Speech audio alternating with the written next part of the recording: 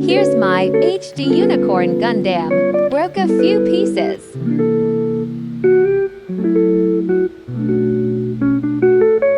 Let's repair it.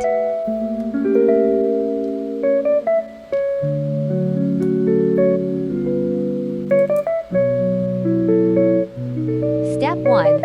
Score the piece using a hobby knife. Step 2. Use a pin vise to drill a small hole. Step 3. Insert metal rod in the piece.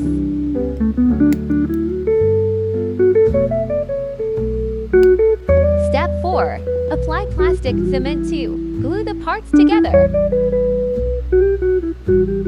Step 5. Let dry and cure completely. Step 1. Clean up broken part. Step 2. Apply plastic cement to glue pieces together. Step 3. Put pieces together correctly. Add more cement to be sure. Step 4. Let cure and dry completely. All fixed up.